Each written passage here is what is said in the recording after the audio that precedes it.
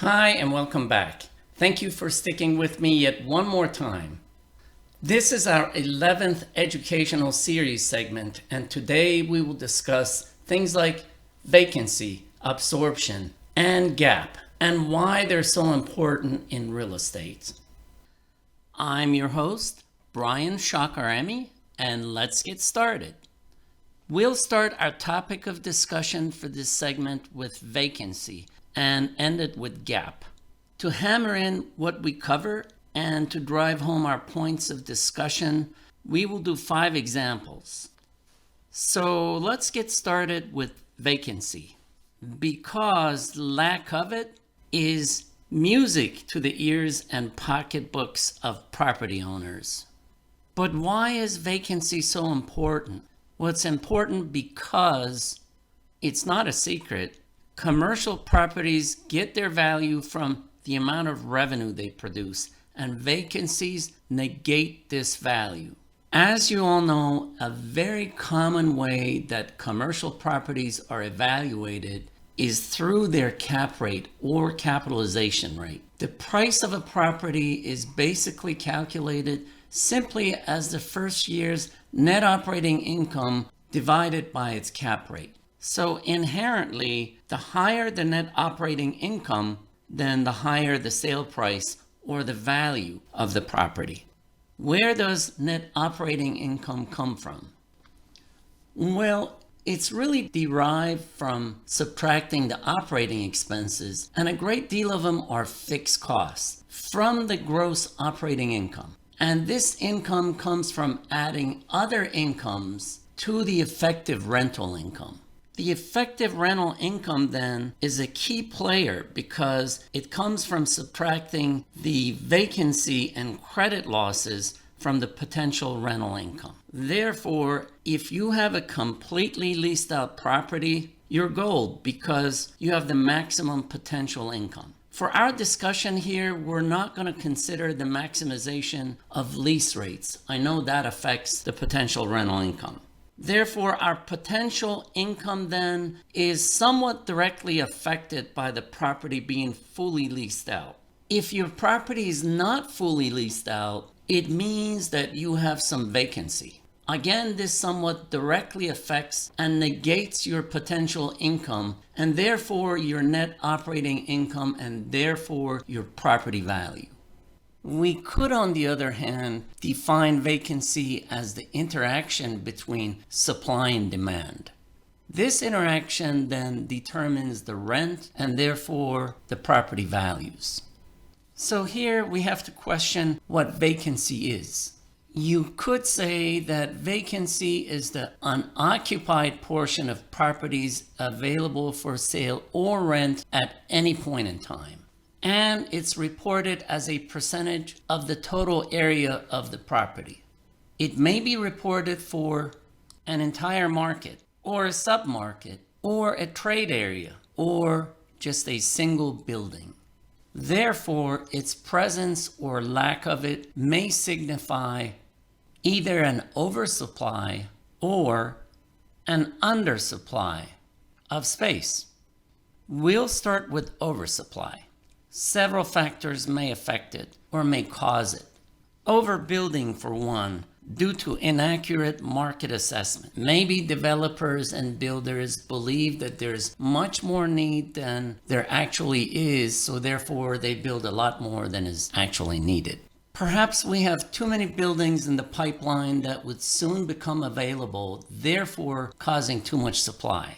Or perhaps we have buildings that are being renovated or reallocated to a different sector, causing too much supply. Or perhaps people are leaving the area because the area is not what it once was, and therefore increasing the availability or supply.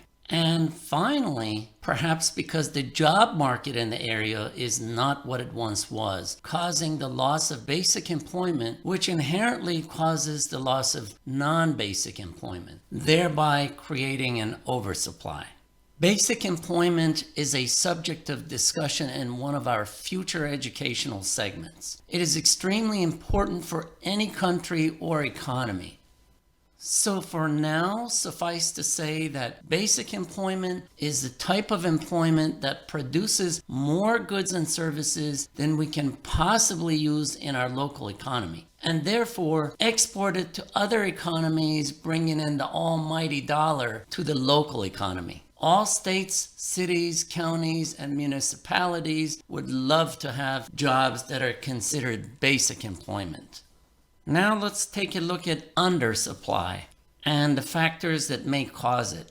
Well, one of the easy ways developers run into this problem is because of bad market assessments. They end up not constructing enough, which causes an undersupply. A sure way undersupply happens is when a company such as Amazon, a basic employment type of an employer, enters an area. And I don't have to tell you that all of a sudden there'll be a rapid employment growth, which will cause an undersupply. And then there are the old obsolete buildings that when you take them out, it'll cause an undersupply. And of course, undersupply is also caused by the renovation of units taken out of circulation because of renovation. And last but not least, an undersupply can happen if the area is all of a sudden becoming a hot area that everybody wants to be in. So vacancy is calculated simply by subtracting the leased space from the total space, or the occupied space from the total space. And the vacancy rate is just the ratio of the vacant space to the total space. And it's time for an example. So let's drive it home with an example. We'll start with example 1. We have a 200,000 square foot building, 165,000 square foot of which is occupied. And we want to know what the vacancy rate is. Remember that vacancy rate is the ratio of vacant space to the total space. So we need to find out what the vacant space is first. As mentioned, vacant space is calculated by subtracting leased space from the total space. Therefore, we have 35,000 square foot of vacant space. We can then easily calculate the vacancy rate as the ratio of this vacant space to the total space, which then gives us 17.5%. Easy enough. We will then compare our vacancy rate to the vacancy rate in the area to see how our building fares. When you rise above the building level and you enter the submarket level, there are two methods of calculating the submarket's vacancy rate. One is, of course, using the simple average method. And the second method uses the weighted average to calculate the vacancy rate. I think an example would serve us well here. So let's drive this one home with an example as well. Example 2, submarket.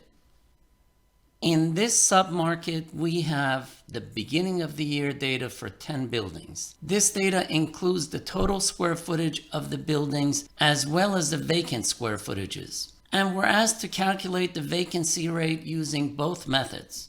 So let's tackle the simple average method first. Here we will calculate the vacancy rate of each of our 10 buildings, which is the ratio of the vacant space to the total space. For example, vacant space is 40,000 for building 1 and the total space is 185,000 and the ratio is 21.62%. And once we have this for all the buildings, and there are 10 of them, we will simply add them and divide them by 10. This is how we normally average things. So we add the vacancy rates for buildings 1 through 10 and we divide them by 10. And therefore, we will come up with our vacancy rate using the simple average method, which would be 19.74%. Moving on to the weighted average method, here we add up the total square footages of all the buildings, and we come up with a grand total.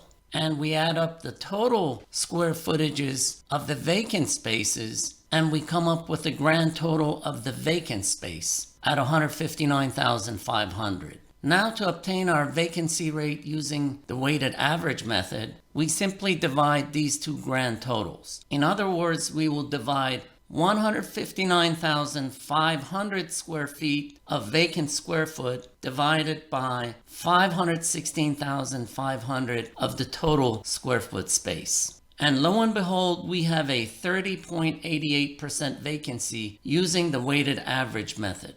Let's take a look at a comparison of the two rates. Using the simple average method, we have 19.7% vacancy. Using the weighted average method, we have 30.88% vacancy.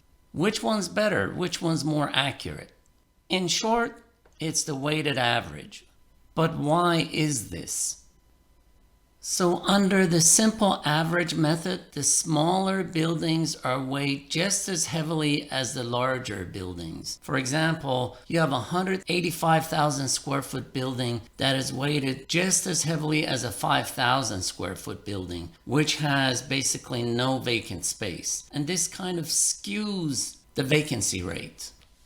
So the weighted average method, on the other hand, takes under consideration the relative size of these buildings. For example, the 185,000 square foot building, which dwarfs the 5,000 square foot building and provides absolute vacancy rate. This dinky 5,000 square foot building weighs just as heavily as this 185,000 square foot building, and that's just not right. Therefore, the weighted average method provides an absolute vacancy rate, and therefore it's much more reliable. So let's talk about what diminishes vacancy. In short, it's absorption. Absorption is simply how fast a building is leased and occupied during a certain time period, and this reduces vacancy. There is an element of time involved here. It is calculated by subtracting the beginning of the year occupancy from the end of the year occupancy. And I think an example right about now would serve us well. So let's drive it home with example 3 for absorption. We are looking at the data on the previous 10 buildings in example 2 here. Additionally, we've been provided the total end of the year square foot of available space as well as the total space occupied at the end of the year. And we are asked to calculate or find out the absorption. Remember that we calculated absorption by subtracting the beginning of the year occupancy from the end of the year occupancy. Here we've been provided the end of the year occupancy of space in square foot, which is 475,000 square foot. But we don't have the beginning of the year occupancy square footage, and therefore that needs to be calculated first. Easy enough. Beginning of the year occupancy is the total square footage at the beginning of the year minus the vacant square footage at the beginning of the year. And we were provided this data in our example 2 and is also provided here as well. Therefore, our beginning of the year occupancy is 357,000 square foot. Absorption is simply end of the year occupancy minus the beginning of the year occupancy. We have both of them. So all we have to do is subtract one from the other, and lo and behold, we come up with 118,000 square foot of absorption in generally 1 year. Moving on to a different topic by the name of gap. Just what is gap? There are at least 3 kinds of gap. One is, of course, Gap, the apparel store, and I used to shop there all the time when I was a teenager. 2 is the Gap Kids, the apparel store, which is an aftermath of Gap, the apparel store. I shop there for my kids. And 3 is Gap as it relates to space and vacancy. We will, of course, stick with number 3, Gap as it relates to space and vacancy. In short, gap is the difference between supply and demand of space, calculated by subtracting supply from demand. If the result is negative, then we have more supply than we have demand, and we are therefore in an oversupply territory. However, if the result is positive, then we have more demand than we have supply, and therefore we are in an undersupply territory. I think right about now an example would serve us well. Gap could be for retail or office space, and so therefore we would look at two examples, one for retail and one for office. Let's drive it home. Example 4 would be the retail gap, and example 5 would be the office gap. We will start with example 4, retail gap.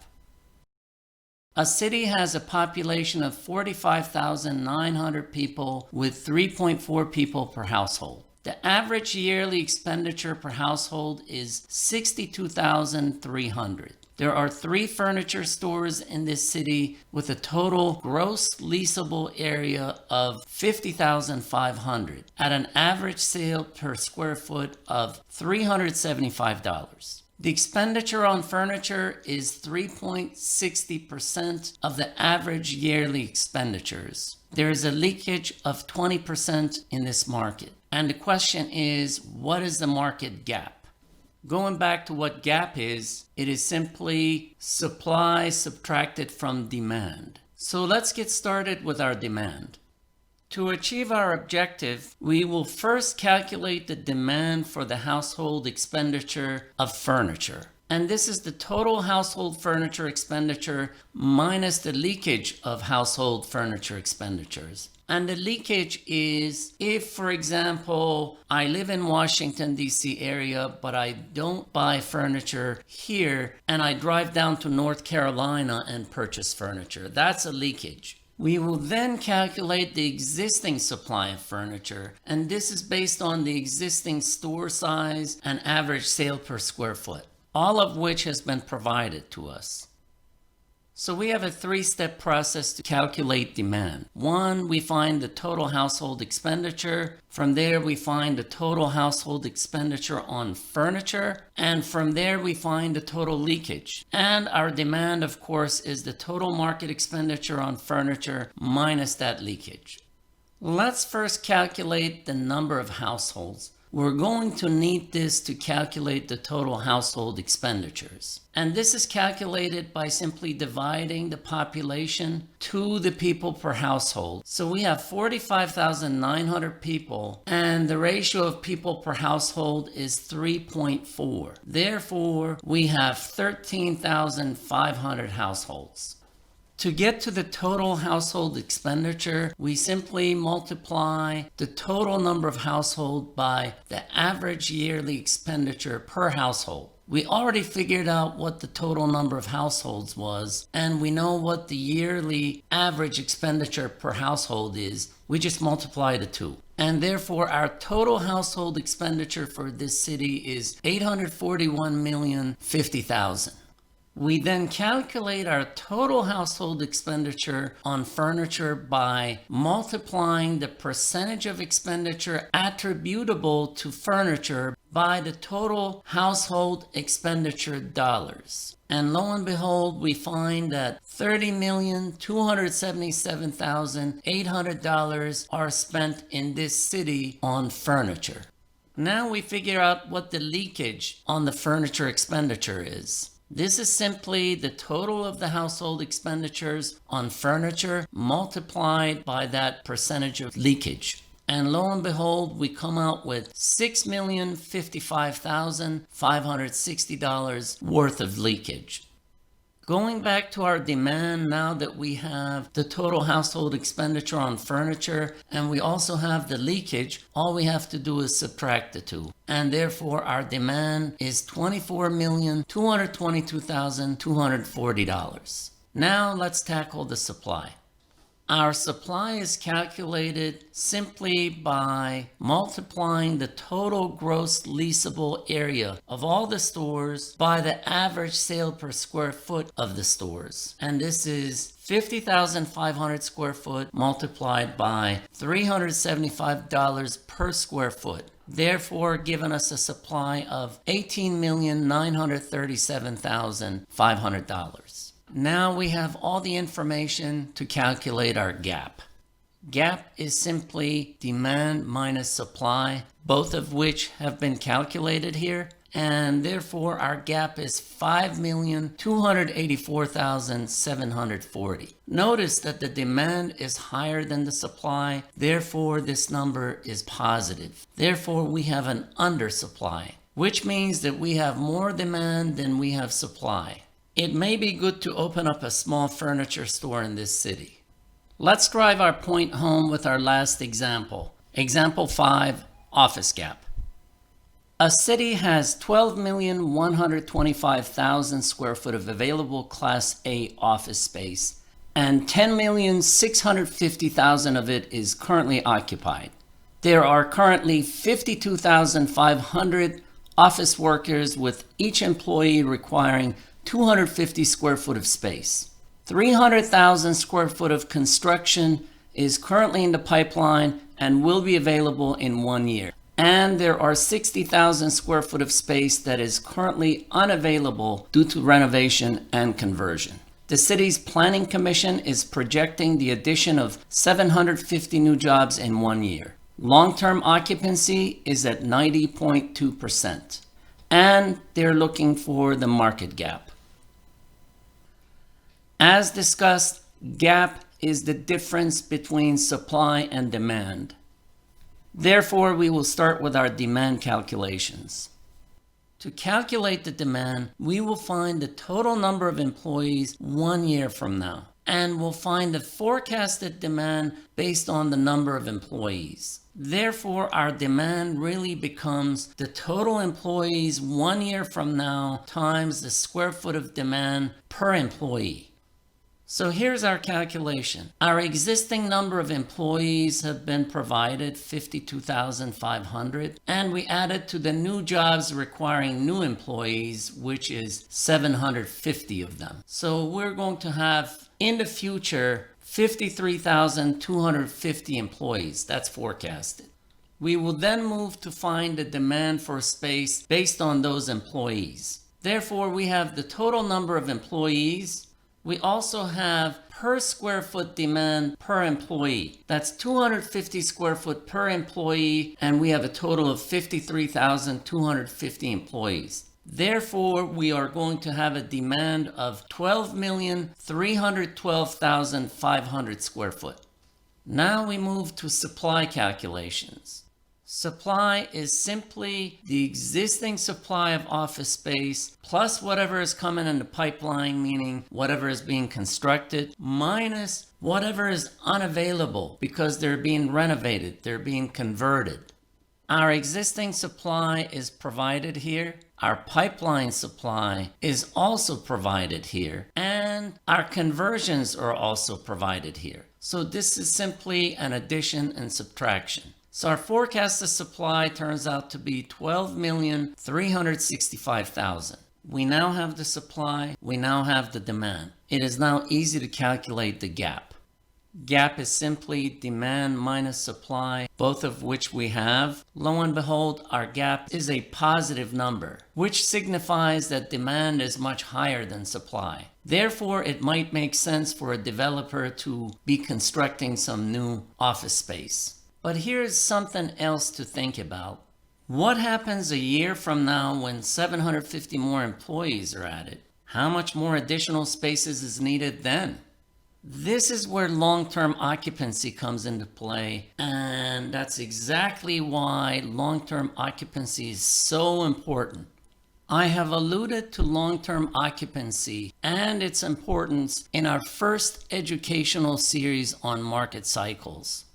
Additional space needed in 1 year is simply the forecasted supply needed at the percentage of long-term occupancy, in this case 90.2%, minus the forecasted supply. So we have to find the forecasted supply needed at the 90.2% long-term occupancy. This is calculated as the ratio of the forecasted long-term occupancy demand to the percent long-term occupancy demand.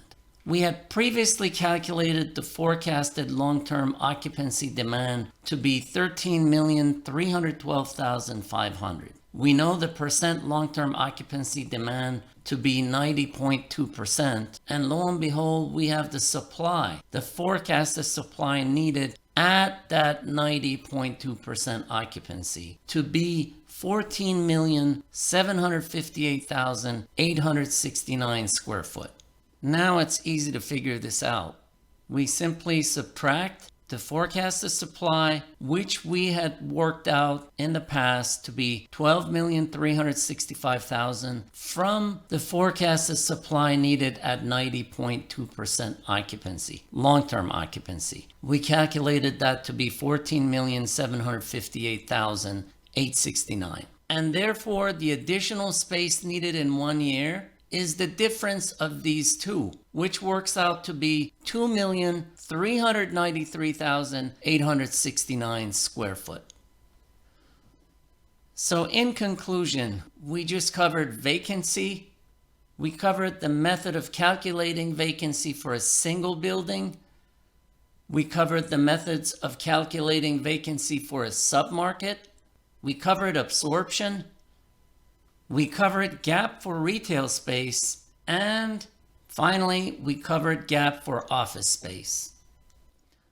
As always, if you have any questions regarding what we just discussed, please send me an email to the following link, and I will get back to you as soon as possible. Thank you for your time.